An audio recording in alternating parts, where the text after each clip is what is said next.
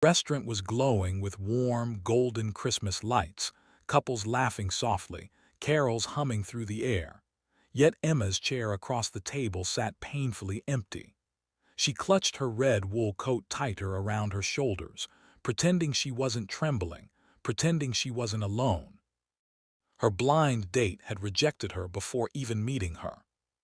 She knew it the moment she read the message on her phone. "Sorry, not my type, I'm not coming." 12 simple words. Words that hit her harder than she wanted to admit. She stared at the untouched mug of hot chocolate in front of her, the whipped cream melting slowly, like her hopes for the evening. Christmas Eve was supposed to be magical. Instead, she felt like the only person in the world without someone to share it with. But life has a strange way of rewriting moments. And Emma's story was about to change completely, because of one little girl. Paragraph 1. The rejection. Emma had tried to convince herself not to expect too much, but deep down, she'd hoped this blind date would be different. After losing her mother last Christmas and moving to a new city for work, loneliness had crept into her life like frost on an unheated window. Tonight, she just wanted conversation, warmth, someone who would look at her the way people in movies looked at each other during holidays. Instead, she sat alone while everyone else had someone. She swallowed hard, blinking away the sting in her eyes. Maybe it was her, maybe she wasn't enough. She was about to stand up and leave when a small voice broke the barrier around her heart. Paragraph 2. The little girl appears. "Excuse me," a tiny voice said. Emma looked up. Beside her table stood a little girl in a pink coat with fluffy earmuffs, holding a candy cane and staring at Emma with big, curious eyes. Behind her was a man in a dark coat, tall, handsome, slightly tired, but with the kindest eyes she had ever seen. "Can we join you?" the little girl asked. Emma blinked, confused. "Sweetheart, she might be waiting for someone," the man said gently. But the little girl shook her head. "She's sad, I can feel it.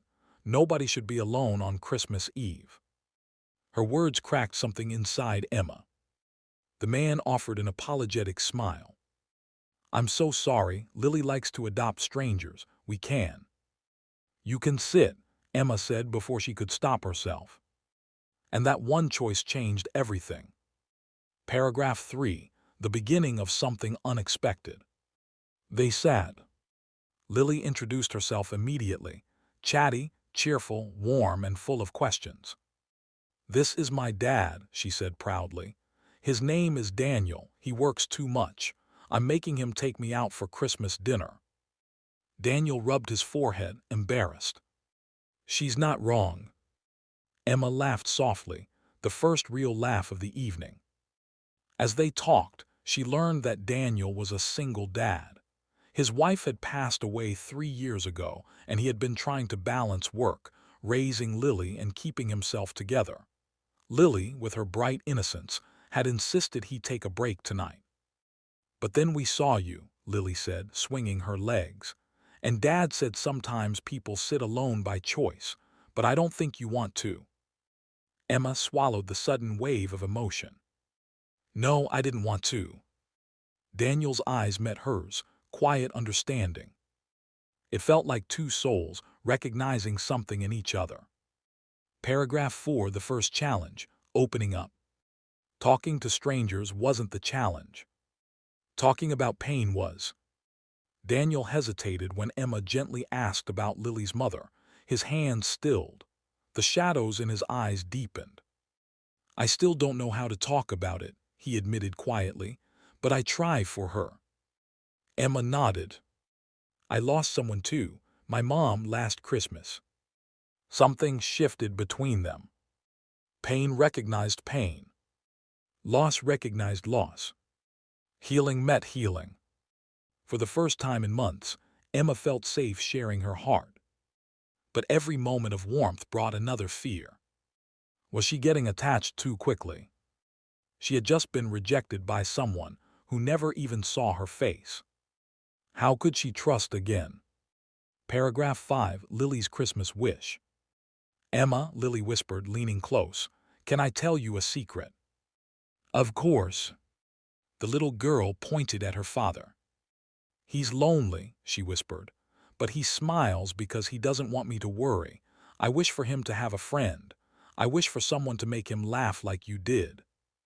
Emma's heart tightened. It wasn't the words themselves, it was the pure hope in them. I think he laughs on his own, Emma said softly. Maybe he just needs a reason. You could be the reason, Lily said with absolute sincerity. Emma glanced at Daniel, who was watching them with a soft smile that melted every defensive wall she had ever built. Paragraph 6, the second challenge, fear of being hurt again. As dinner continued, Emma noticed her phone lighting up. It was her blind date texting again. Hey, changed my mind, on my way. She stared at the message, stunned. Her heart dropped. He didn't care about her. He cared about convenience. She wasn't someone worth showing up for until he was bored. Daniel saw her expression. Everything okay? Emma hesitated. Should she leave? Should she give the date another chance? But when she looked at Lily's bright smile and Daniel's warm, patient eyes, she realized something. She felt happier with these two strangers than she had felt with anyone in a long time. No, she said finally, I'm staying. And she silenced her phone. Paragraph 7, Daniel opens up. Later, while Lily colored on a napkin, Daniel leaned toward Emma. Thank you, he said softly, for not making her feel weird and for talking to me. I don't do this often. Do what? She asked. Let people in. Emma's breath caught. Neither did she. He nodded toward her phone. Who were you waiting for? She hesitated, then told him everything. The messages, the rejection, the humiliation.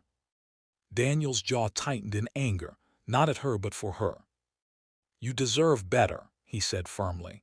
Anyone who rejects you before meeting you doesn't deserve a minute of your time. Emma felt something warm bloom in her chest, something she hadn't felt in a long time. Paragraph 8, the third challenge, reality returns. But the world didn't pause for fairy tale evenings. The restaurant began closing early for Christmas. Snow outside thickened. Taxis became scarce. Emma lived far. Daniel offered to drop her home. But fear crept in. What if he was only being polite?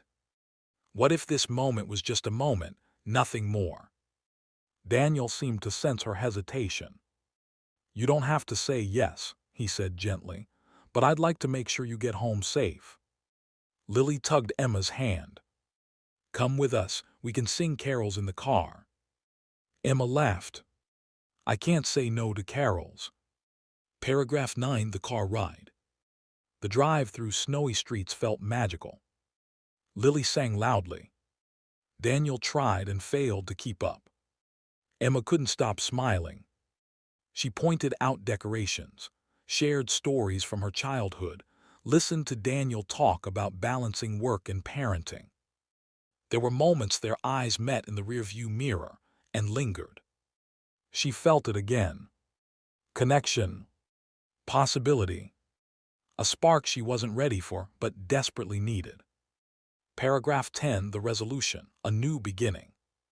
When they reached her apartment, Emma turned to say goodbye, but Lily reached out. Emma, will we see you again? Emma froze. Daniel looked nervous, unsure if he was crossing a line. Only one answer felt right. I'd really like that, Emma said softly. Daniel exhaled in relief. Can I call you? He asked carefully.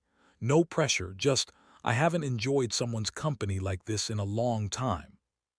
Emma smiled, really smiled. I'd love that.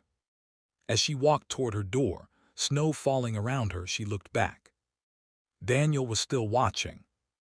Lily was waving enthusiastically. And for the first time since her mother passed, Christmas didn't feel heavy. It felt like a beginning. Final message, the story's heart.